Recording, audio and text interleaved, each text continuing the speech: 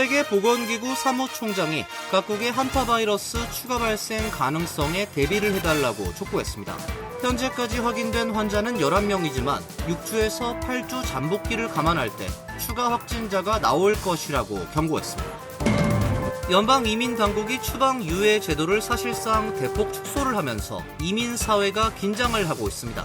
다카 수혜자들을 포함해 추방 유예와 취업 허가 혜택에 의존해왔던 한인사회의 불안감도 커지고 있습니다. 조란 맘단이 뉴욕시장이 재정 확보를 위해 추진했던 재산세 인상안을 철회했습니다. 지지층조차도 부담이 크다고 반대를 하면서 정치적 부담으로 작용한 것으로 알려지고 있습니다. 이명석 뉴욕 한인회장이 한국 언론과의 인터뷰에서 한인회 간 재건축을 추진 중이라고 밝혔습니다. 한국의 대형 금융사로부터 지분 참여 제안을 받는 등 구체적인 논의도 이루어지고 있다고 말해 뉴욕 한인사회의 파장이 예상됩니다. 미주 출발 한국행 항공권에 부과되는 유류 할증료가 추가 인상됩니다. 대한항공은 이미 인상안을 발표했고 아시아나항공도 요금 인상을 앞두고 있는 것으로 알려졌습니다. 이상은 오늘의 주요 뉴스입니다. 시청자 여러분 안녕하십니까? KBN 뉴스입니다. WHO 사무총장이 각국에 한타 바이러스 추가 발생 가능성에 대비를 해달라고 촉구했습니다. 현재까지 확인된 환자는 11명이지만 6주에서 8주 잠복기를 감안할 때 추가 확진자가 더 나올 것이라고 경고했습니다. 가디언에 따르면 테오드로스 세계보건기구 사무총장은 어제 스페인 마드리드에서 열린 기자회견에서 한타 바이러스 감염이 발생한 크루즈선 MV 혼디우스호를 수용한 스페인의 연민과 연대의 감사를 표하며 42일간 격리와 고위험 접촉자 지속적인 모니터링을 포함한 WHO의 권고사항을 준수해달라고 당부했습니다. 또한 현재로선 대규모 발병 시작을 알리는 징후는 없다면서도 물론 상황은 언제든 변할 수 있으며 바이러스의 긴 잠복기를 고려할 때 앞으로 몇 주 안에 더 많은 확진자가 발생할 가능성이 있다고 덧붙였습니다. 이어 첫 확진자가 4월 6일에 발생했기 때문에 추가 확진자가 더 나올 것이라며 당시 승객 간 접촉이 많았고 잠복기는 6주에서 8주 정도라고 설명했습니다.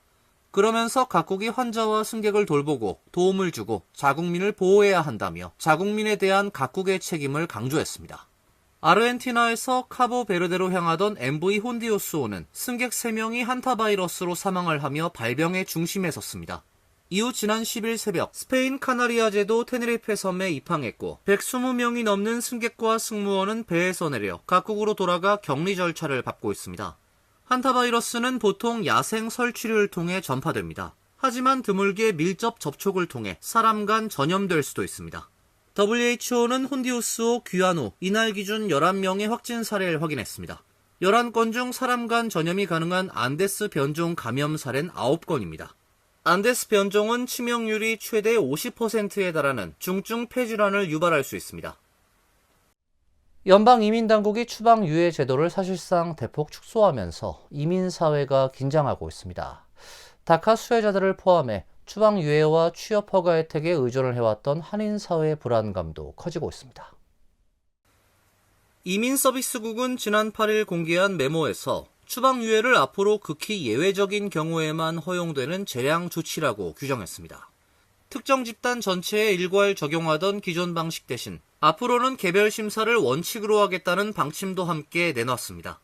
이민국은 추방 위기에 놓인 이민자들이 일반적으로 겪는 어려움만으론 재량권 행사의 근거가 될 수 없다고 밝혔습니다. 주거와 직장, 교육 등 기본 정책을 바탕으로 미국 내 생활 기반을 형성했더라도 국가안보와 공공안전, 합법 이민 시스템 유지가 더 우선된다고 강조했습니다. 사실상 트럼프 행정부의 대규모 추방 확대 기조에 맞춰 단속 범위를 넓히려는 조치란 분석입니다. 이번 조치로 특히 추방 유예 청소년 다카 수혜자들의 불안감이 커지고 있습니다. 현재 신규 신청은 중단된 상태지만 기존 수혜자들의 연장 신청은 계속 승인되고 있습니다. 그러나 앞으로는 기존 자격 요건만 충족한다고 해서 연장이 자동 승인되기 어려워질 수 있다는 전망이 나오고 있습니다. 이번 정책 변화는 다카뿐 아니라 범죄 피해자의 수사 협조를 조건으로 한 U비자, 인신매매 피해자 대상 T비자, 학대 유기 피해 청소년을 위한 특별 이민 청소년 제도 등 다른 인도주의적 이민 프로그램에도 영향을 줄 것으로 보입니다.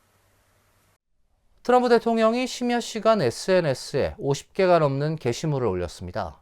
특히 버락 오바마 전 대통령을 체포하라는 게시물을 공유하고 그가 오물에 빠진 AI 사진을 올리는 등 거세게 공격을 했습니다. 트럼프 대통령의 트루소셜 계정엔 11일 오후 10시 14분부터 어제 오전 1시 12분까지 총 55개의 메시지가 올라왔습니다. 특히 대통령은 근거 없는 주장을 토대로 오바마 전 대통령을 비난하는 다른 계정의 게시물을 여러 건 공유했습니다. 그는 오바마 전 대통령과 존 브레넌 전 중앙정보부 국장이 2016년 대선에서 당선된 트럼프 대통령을 축출하기 위해 러시아 사기극을 벌였다는 내용의 게시물을 공유했습니다. 또 반역자 오바마를 체포하라고 쓴 게시물도 공유하고 오바마 전 대통령과 조 바이든 전 대통령, 낸시 펠로시 전 하원 의장이 워싱턴 기념탑 앞 오물에 빠진 모습을 담은 AI 생성 이미지를 올렸습니다. 멍청한 민주당원들은 오물을 사랑한다고 적었습니다. 그 외에도 그는 2020년 대선이 조작이 됐다는 주장, 법무부가 민주당 인사들을 기소하지 않은 것에 대한 불만 등을 담은 다른 계정의 게시물을 공유했습니다. 월스트리트 저널은 트럼프 대통령의 트루소셜 게시물 수천 개를 분석한 결과 그가 트루소셜을 음모론 유포와 정적 공격의 장으로 활용한다고 진단했습니다. 월스트리트 저널은 자신의 목소리와 당파적, 극단적 콘텐츠를 혼합해 24시간 내내 가동되는 고출력 증폭 시스템처럼 작동한다고 설명했습니다. 조란 맘다니 뉴욕시장이 재정 확보를 위해 추진했던 재산세 인상안을 철회했습니다.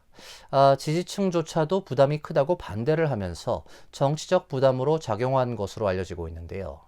다만 고소득자의 세컨드하우스 과세는 유지한다는 방침입니다. 조란 맘다니 뉴욕시장은 어제 약 1247억 달러 규모의 2026년에서 2027년 회계연도 행정 예산안을 발표했습니다. 예산안엔 당초 재정 확보를 위해 계획했던 9.5% 재산세 인상안은 빠진 것으로 나타났습니다. 맘다니 시장은 재산세 인상, 예비비 사용, 공공서비스 감축 없이도 균형 예산을 맞출 수 있다고 설명했습니다. 비용 절감, 뉴욕주 의회 등의 추가 지원을 통해 재정 적자를 해소할 수 있다는 취지입니다.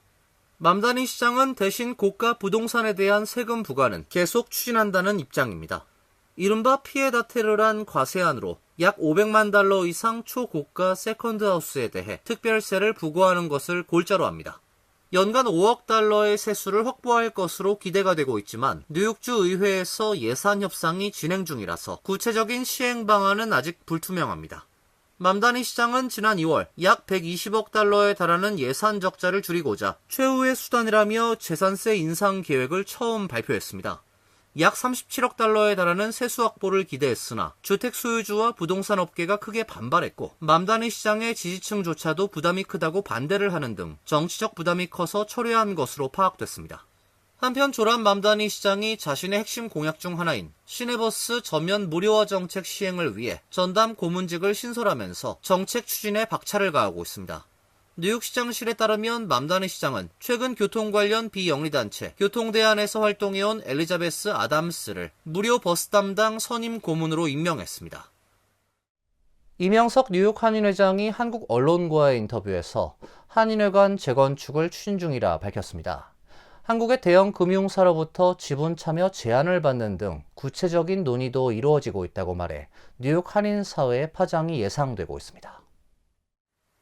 연합뉴스는 오늘 한국을 방문 중인 뉴욕 한인회 이명석 회장이 지난 4일 연합뉴스와의 인터뷰에서 맨해튼 뉴욕 한인회 간 재건축 추진을 밝혔다고 보도했습니다.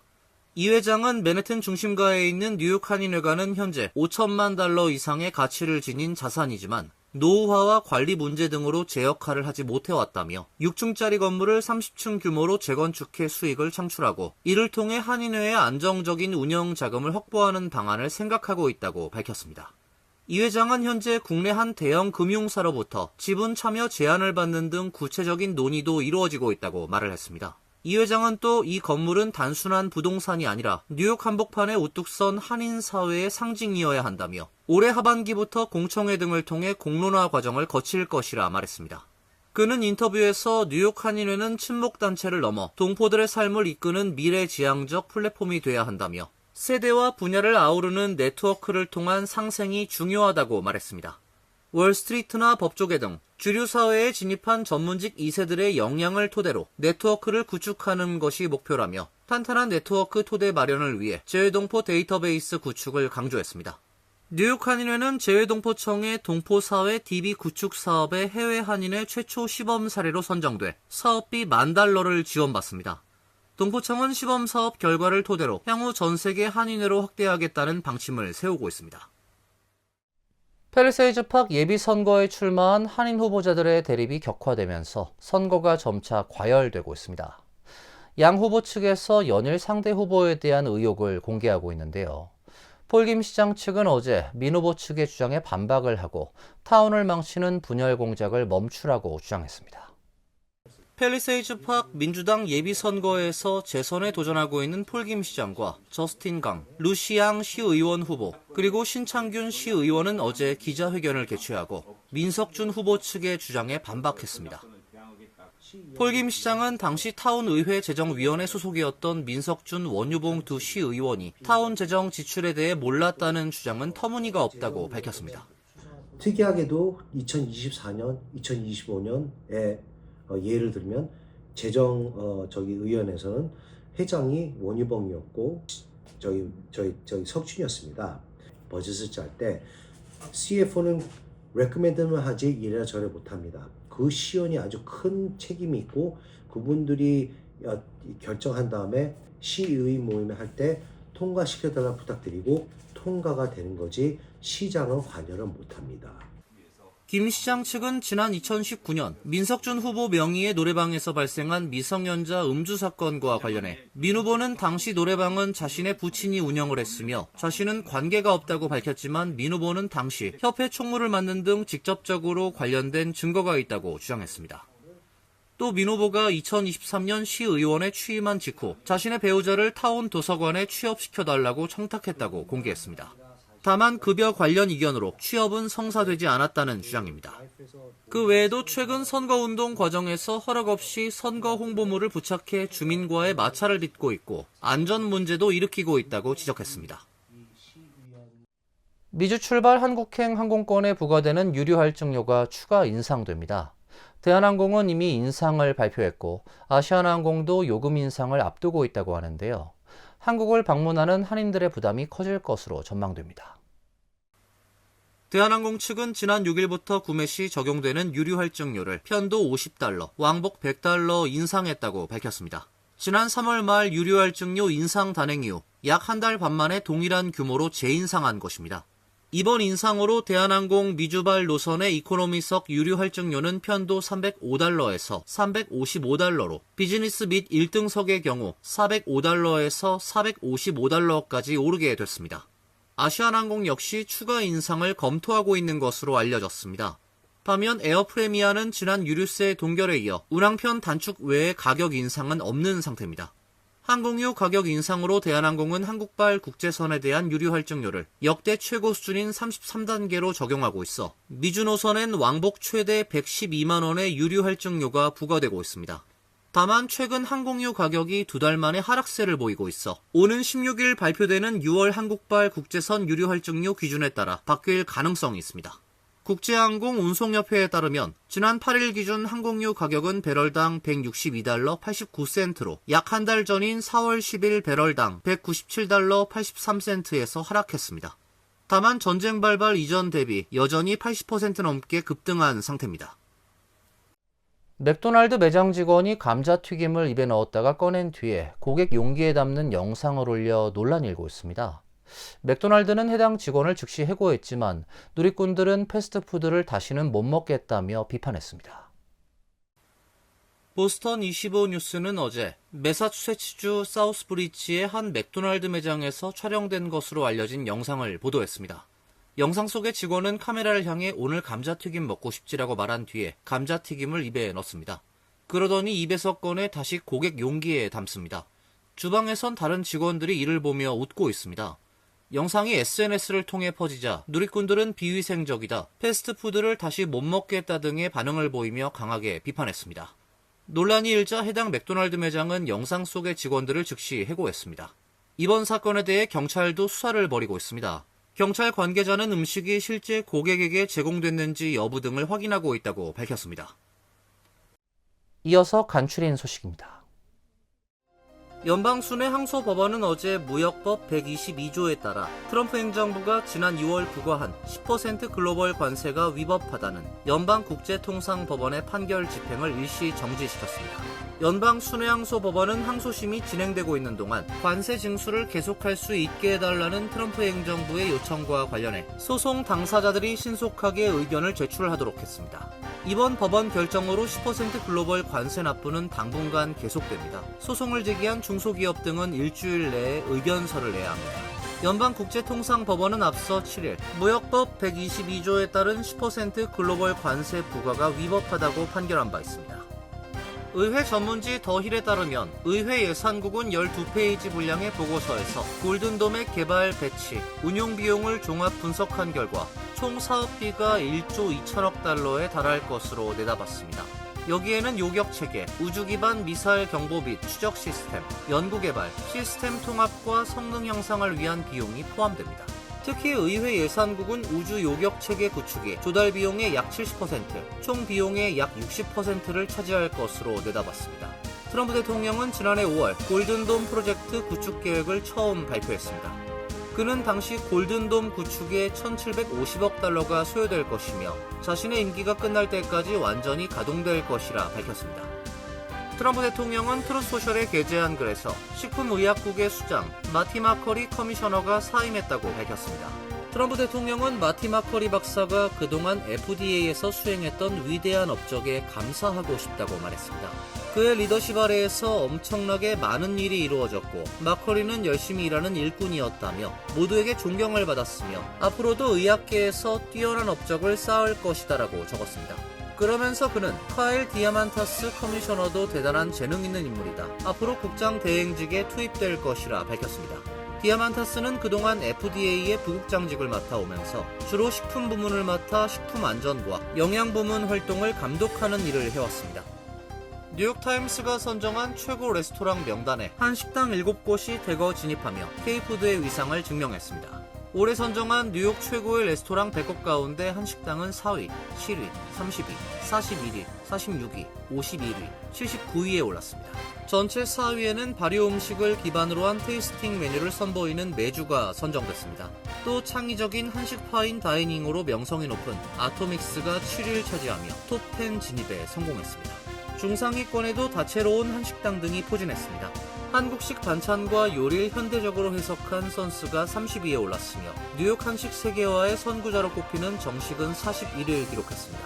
윤해운대 갈비는 46위, 순두부 전문점으로 유명한 초당골은 51위를 차지했습니다. 환율과 증권 소식입니다.